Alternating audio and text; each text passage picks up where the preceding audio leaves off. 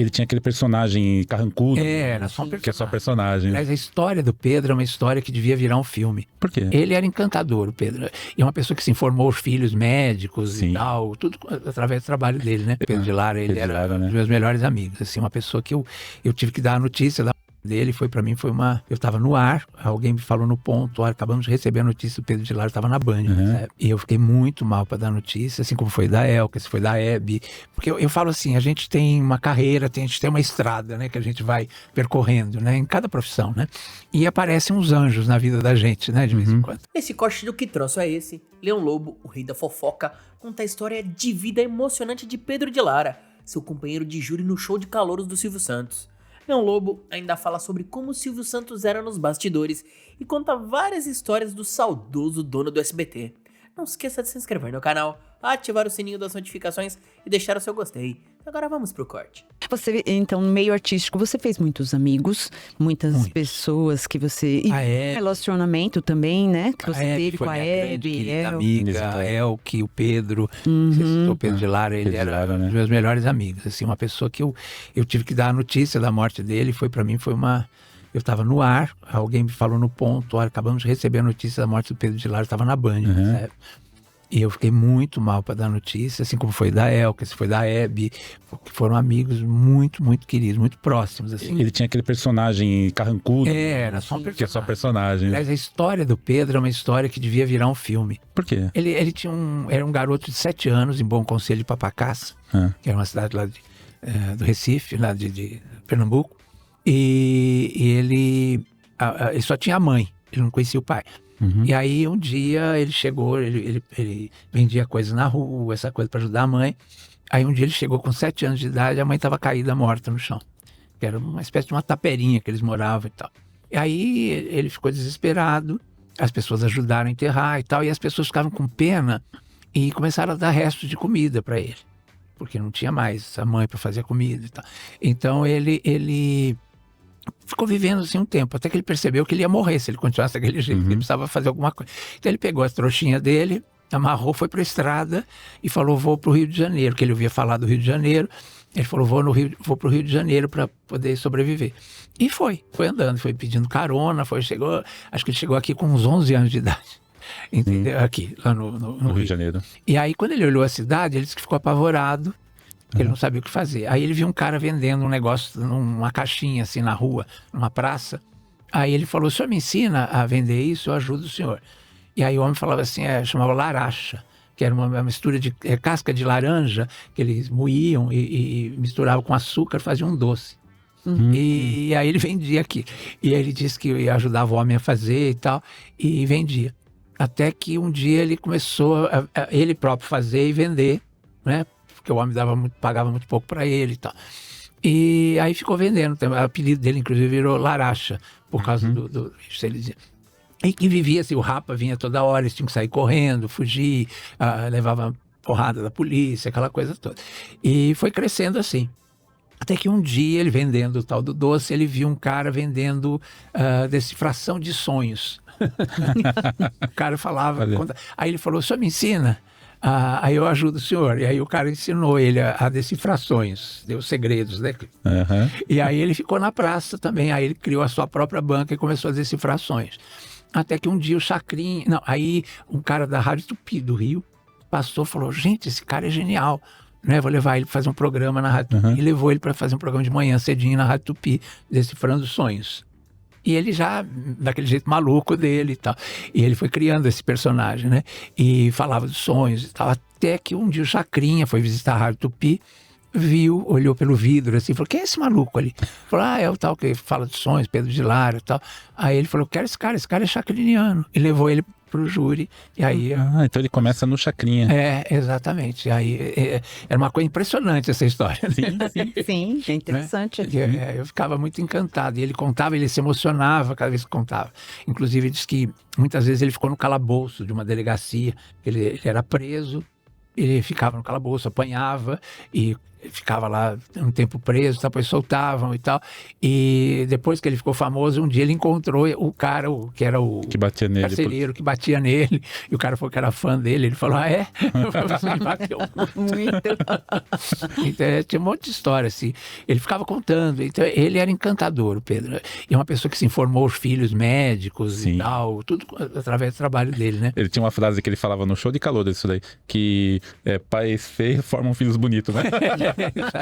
Ele falava dos filhos que ele tinha paixão pelas filhas, pelos filhos. Ele era realmente uma pessoa encantadora, do bem total. Sabe, foi a pessoa que mais me ajudou, porque você chega num programa como o Show de Calouros, né? Você senta ali no júri. Você não sabe bem como se comportar, o que o Silvio gosta, o que o Silvio não gosta que você fale. Imagina, você está falando para o Brasil inteiro. Eu estava acostumado a fazer televisão em São Paulo, né, com a Ione, com a Claudete, lá, Mulheres e tal. Aí, de repente, você entra em rede nacional do dia para o outro. Então, eu ficava meio inseguro. Ele, do júri inteiro, ele e a Elke eram os que me davam toques, assim, mas principalmente ele. Ele falava assim, isso aí o homem não gosta, não fala não, não faz isso não. Isso aqui é bom, pode falar que ele gosta. Entendeu? E eu fui aprendendo a lidar, inclusive, né, com o Silvio e tal, através dele. Eu tinha um carinho imenso por ele. Que é uma das nossas perguntas, né? Sobre o Silvio. Você se emocionou ao falar dessa passagem com o Silvio Santos. E a sua relação com ele foi essa relação de gratidão, pelo que você fala. Sim, muito. E você... Como foi dar notícia do falecimento dele? Nossa, foi difícil. Porque eu falo assim, a gente tem uma carreira, a gente tem uma estrada, né? Que a gente vai percorrendo, né? Em cada profissão, né? E aparecem uns anjos na vida da gente, né? De vez em quando. Então, Carlos Brickman, eu digo que foi um anjo na minha vida. Como é que ele percebeu que eu gostava da vida dos artistas, essa coisa, né? De longe, né? Só conhecendo meu irmão, assim, me vendo de vez em quando. A mesma coisa a Ione e a Claudete. Eu fui ao programa delas, assim, para participar uma vez. E aí eu conheci a Claudete há muitos anos e tal, a Ione também. E eu fui, quando cheguei lá, na hora que eu fui sentar, eu lembrei que a minha mãe sempre falava, adoro essas meninas, um dia eu queria ver você trabalhando com elas. E aquilo ficou na minha cabeça, assim, mano. Aí a minha mãe faleceu em 4 de novembro de 89. Em janeiro de 90 eles me chamaram para fazer o Mulheres. Mas era uma coisa assim, vamos ver se dá certo e tal. A hora que eu estava sentando no sofá, eu lembrei da fala da minha mãe. E aí eu fiquei emocionado como eu fiquei agora. Aí a Ione percebeu, a Claudete também, elas falaram, nossa, mas você está emocionado. Aí eu contei a história. Aquilo criou um elo entre a gente que perdurou por anos, até hoje, somos amigos até hoje, né? Então, tanto com a Ione quanto com a Claudete. E depois o Silvio, né? Que foi uma pessoa que... porque é engraçado isso, alguém perceber o seu trabalho, né? Porque tem tanta gente fazendo tanta coisa e alguém olhar o teu trabalho e perceber que aquilo funciona. Uma das frases que eu mais ouvi o Silvio falar durante o tempo que eu trabalhei com ele, assim, muito próximo, né? Era assim, essa pessoa é ótima, mas não serve para trabalhar aqui. Não, essa moça é maravilhosa, mas não, para minha emissora não funciona. Entendeu? Era uma frase que ele usava muito isso. Sim. Então, quer dizer, eu percebi que ele percebeu o meu trabalho e me acolheu, né? Então, isso é uma coisa muito forte. Ele fazia isso ao vivo, inclusive. Isso. Quantas vezes ele falou, você não serve para trabalhar aqui, vai para Globo, que lá eles vão te dar um caminho melhor. Ele falava isso. Falava isso para um monte de gente, né? Eu ouvi vários colegas, inclusive, vindo chorando, falando que ele... Entendeu? Então, eu senti esse respeito, esse carinho, essa mão dupla, né? Que é muito fundamental quando você trabalha com alguém. E eu estava até com o Aparecido, nós estávamos indo fazer um Aparecido, que é outro anjo da minha vida aqui, que é meu braço direito aqui, né? E o Aparecido, a gente estava indo fazer um evento, acho que no ABC, né? E aí a minha filha, eu liguei... Pode falar, outro. Pode falar. Você era São Bernardo ou Santo André? Era por ali. Era por ali, eu estava indo para fazer um evento, aí de repente minha filha mandou aqui no celular, o Silvio faleceu, pai.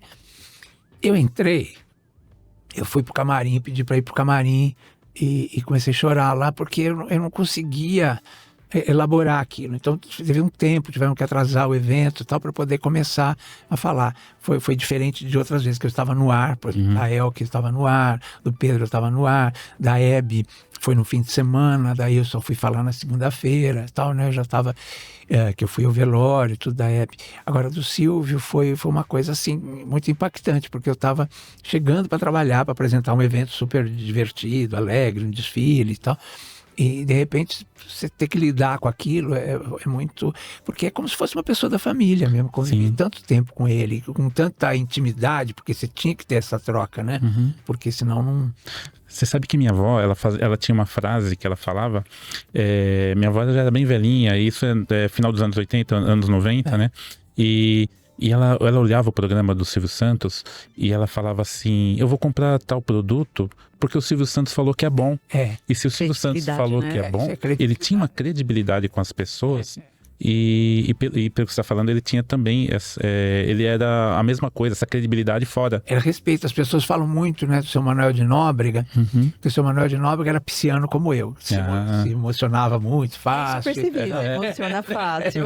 E ele não era bom de negócios, como eu não sou. E o Silvio, aí ele chegou para o Silvio e falou, olha, eu tenho essa empresa que está falida, se você quiser... veja o que você pode fazer, aí é sua. E passou o baú para ele, né? O baú da felicidade. E ele transformou o baú, que era, eu lembro que tinha a cesta de Natal gigante, Amaral, não sei o quê, que era uma cesta de Natal cheia de coisas que eles vendiam e tal. E eu ganhava, né? Quem comprasse no baú, era uma coisa assim. E aí o Silvio pegou aquilo e transformou. Teve uma coisa muito forte também, que eu estava mudando de canal, eu era apaixonado pela TV Excelsior. Eu só assistia a TV Excelsior. Eu era apaixonado. Para mim foi a maior televisão que existiu no Brasil até hoje. Ela misturava, por exemplo, essa simpatia que o SBT conseguiu através dele com a competência da Globo. Assim, essa coisa de tecnologia e tal. Então a Excelsior foi a primeira que lançou o videotape no Brasil. Fez programas incríveis como Times Square, Cidade Se Diverte. Foi a televisão que ensinou o Brasil a fazer televisão, na verdade. E ela encerra em 70, né? Em 70. Tinha a Ivani Ribeiro, que fazia as novelas, que lançou Tarcísio, Glória, Regina, Coco, todo mundo, né? Então eu era apaixonado pela Excelsior, porque tinha os bonequinhos, inclusive, eu era menino. Então eu me apaixonei por aqueles bonequinhos, era o Paulinho, a Ritinha do 9, né? Que era o Canal 9. E eu não tirava do Canal 9.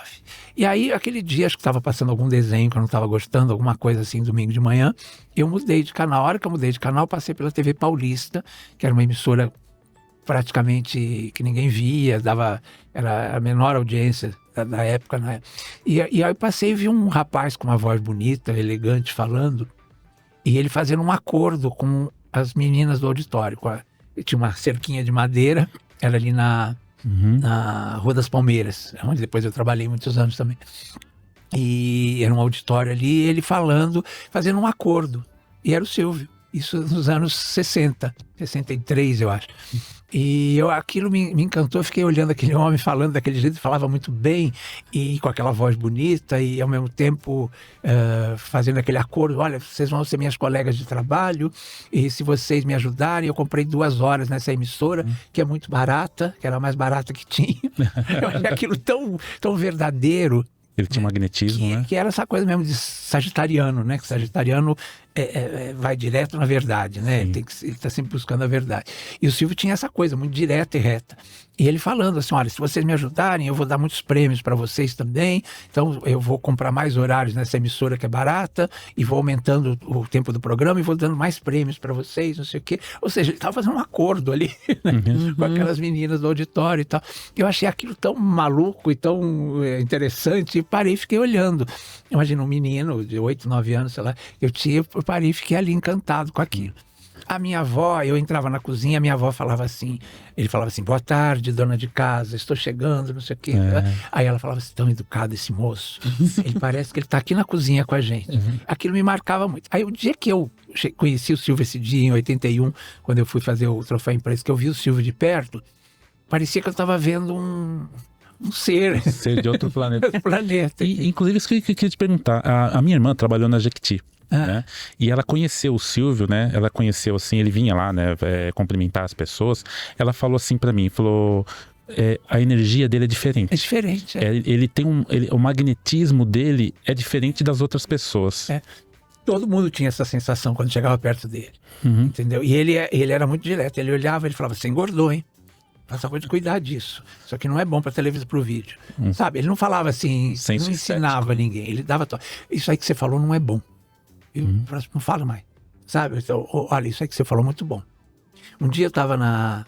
como é que chama? A Vila Guilherme. Eu estava entrando para fazer o Aqui Agora. Que ele que me escolheu para fazer o Aqui Agora. Lembro. Ele encostou no júri e falou, eu quero você e o Pedro num jornal que eu estou lançando, mas é um jornal popular e tal, você vai ser o momento de refresco do programa com as fofocas. Você tem 1 minuto para contar 4 fofocas, você consegue? Eu falei, claro. Aí ele falou, então pronto. Então é isso, passa lá, fala com o jornalismo e tal, procura tal pessoa, fala que eu que mandei.